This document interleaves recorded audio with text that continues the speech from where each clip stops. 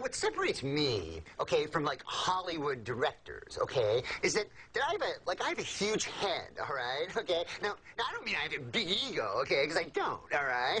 I mean my actual head is huge, all right. I mean I have to sleep sitting up, okay, like the Elephant Man, or I'll die, all right. But okay, get this though. Hey everyone, welcome to Ajay Discusses Movies, a show in which I discuss movies, both old and new. Today I'm discussing a movie that recently dropped in the theaters, not this past weekend, but a little over a month or two ago, and that movie is titled No Other Choice, directed by Park Chan-wook. This is a man responsible for making films such as Old Boy, The Handmaiden, Decision to Leave, all critically acclaimed movies. The film stars Lee Byung-hun as a down and out father. He loses his job and he has an interest in gaining a position at a company.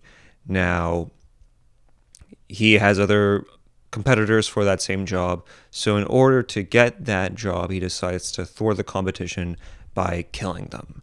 It is a dark comedy thriller with an emphasis on dark comedy. This is a follow-up to his recent film Decision to Leave, which I suggest you guys check out. But overall thoughts on this movie, I really loved it. I thought it was an amazing film. As of now, December 7th, December 8th, it is currently in my top 5 films of the calendar year. That is subject to change. Here's my letterbox to put my top 10, top 15 movies of this past year, but it is subject to change. However, it is a great film, and I implore you guys to watch it.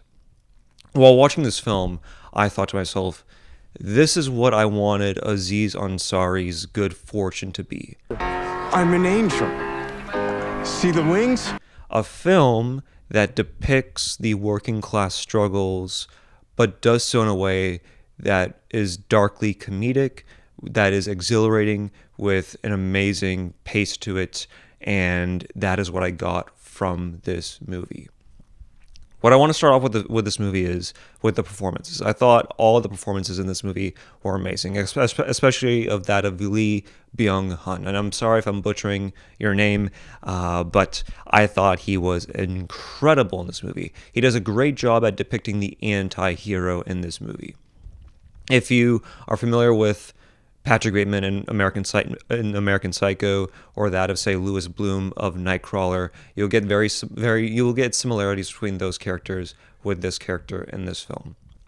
What I also thought was important and appreciative was the directing style. I thought the transitions that were in this film were amazing. The cross-dissolve fades were eerily reminiscent of that of, say, Raimi and Kurosawa. And I think when you watch Park Chan-wook's filmography, you can see transition shots of that nature that really depict the passage of time, but more importantly, just how dark and depraved the characters are going through and their emotional mindsets within the film. I also really enjoyed the zoom-ins and zoom-outs on people's faces, as well as the saturated look within this movie. Everything is dialed up to 100, and that includes the colors that are in this film and how it deeply contrasts with the more dark and depraved aspects of the film. And I felt as if that juxtaposition between the cinematography and the saturated lens and the looks of this film, coupled that with the dark and depraved of this film, with the humor, really added a nice contrast. There's this one particular scene, I think somewhere in an hour in. It's the first murder scene of the entire film. But the way that it's shot, the way that it's set up, the way that the colors are just brightly and vividly shown in that scene is worth the price of admission alone. It is easily the standout scene in this entire film, and while watching it, not only did I laugh my butt off while watching that entire sequence, but it served as a capsule of what the film is all about. So It's a great film. I really, really loved it. The performances were amazing. And I would also say the soundtrack was also really good as well. There's a needle drop of what I assume is Mozart in this film as well. I think Mozart is featured in the film as a sound as part of the soundtrack. And even in that murder scene, there was punk rock that was being played, or rock music that was being played, that I thought really added and contextualized that scene. So overall, this is a great film. I implore you guys to go check it out. It is amazing. There are, I wouldn't say negatives, but there are a few. There's one notable blemish to this movie, in that the runtime for this movie is 2 hours and 19 minutes long. And while I do appreciate the movie and I thought it was great, there are certain scenes where you could take them out and the movie would still be good, even without those scenes.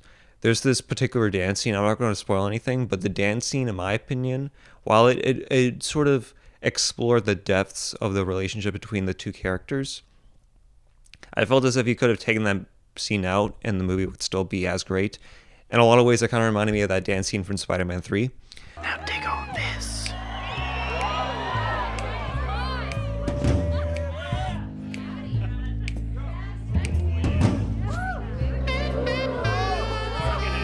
And while I don't hate the dance scene from Spider-Man 3, you can also say that that scene wasn't really needed in that movie. So that's really the only blemish that I have for this movie, is that it is a little on the longer end. That's not to say that the movie overstays its welcome, but you could definitely take a few scenes out and it would be a little bit more of a cohesive movie and more of a tighter package of a movie. But that's not to say that this movie stinks. It's a great movie. You should definitely go check it out.